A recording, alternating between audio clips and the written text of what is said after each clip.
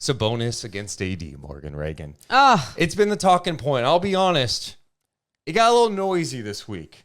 The amount of stuff last week I saw, oh, man, AD's 0-9 against Sabonis. Mm-hmm. He was asked about it today at shoot-around by the LA media, and you're going, oh, no.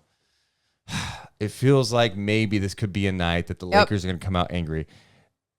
James Worthy's on their post-game show the other night last week saying it was the worst Lakers loss of the season when Sacramento went there and beat him after being down 19 in the first. And then you're hearing all this talk about Sabonis being undefeated, Sabonis dominating AD.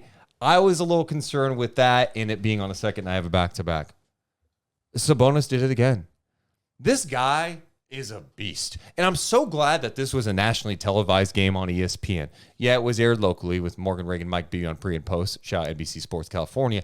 But sometimes you need some national eyeballs. You need some others to watch you. Maybe some of the analysts who don't pay attention, or maybe some of the casuals who don't lock into what the Kings are doing. The Sabonis abused Anthony Davis tonight.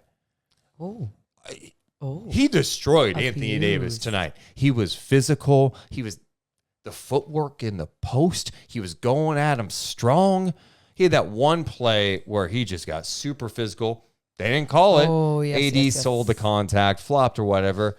Sabonis was just all snarling like prime Chris Webber back in the day. And then you got Kendrick Perkins tweeting out after the game. That is just flat out disrespectful at this point what Sabonis is doing to AD. At some point, you got to fight back.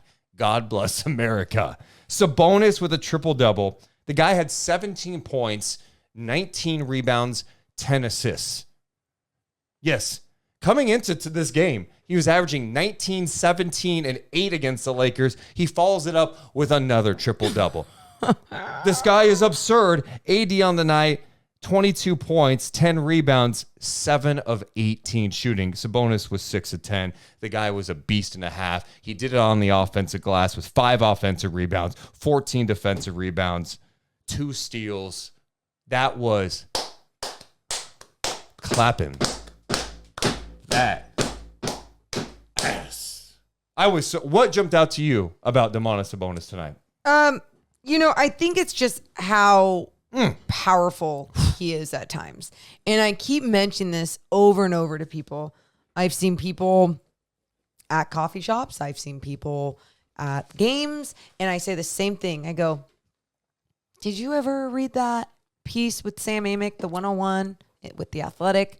And he talks about how he's been really working on his body, cutting out carbs. You go, okay, cool. But understanding how strong he needs to be because he's an undersized center. And understanding and being aware of your weaknesses or challenges or flaws, however you want to define them, and actually doing something about it and actually executing what some of those challenges might be, it's incredible. And I feel like in games like this, you really get to see it because Anthony Davis, by the way, like how many times are we talking about him in his season, and especially in this season where he was playing red hot before the All-Star break, right? And that's why he became even an All-Star and everyone's like, what the hell? And it's like, well, you can't deny his numbers and what he's doing in the NBA. There's nights out there where you're just like, I get it. I get why we talk about Anthony Davis. And then there's nights like this when, or even last week when he really didn't show up, where at least tonight he produced for his team, but it's got to be the Sabonis factor. There's something about having a strong big go up against Anthony Davis that just truly slows him down.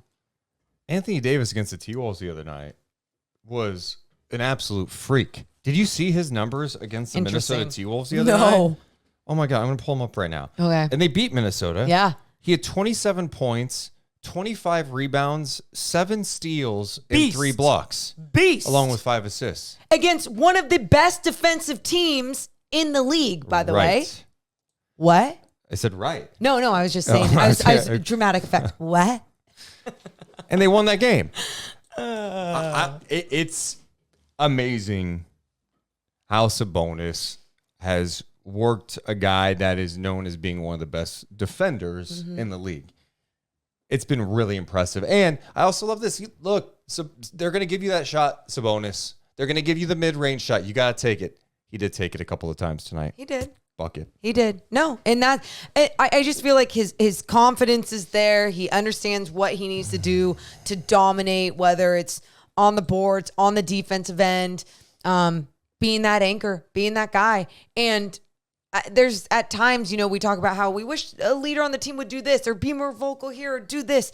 And it's like, he's doing everything he can through his play. So jump on his back. Follow his lead. Now, he'll take you to victory. We should note this with AD's monster game. That was a game that Cat's obviously out, and Rudy Gobert was out of that game too. Naz Reid got the start, so they were undersized that night. I didn't know Gobert was out. 27, 25, and 7. I mean, I don't care who's in, who's out. That's just a pure dominating performance by AD. And he's had big moments before. We've seen him win the NBA Finals before, right? Like, he's had some massive moments. So, it's fascinating that Sabonis has had the success this year. The 10-0 thing, it's like a more of a social media thing. We can all poke fun at it, whatever. I'm just talking about this year.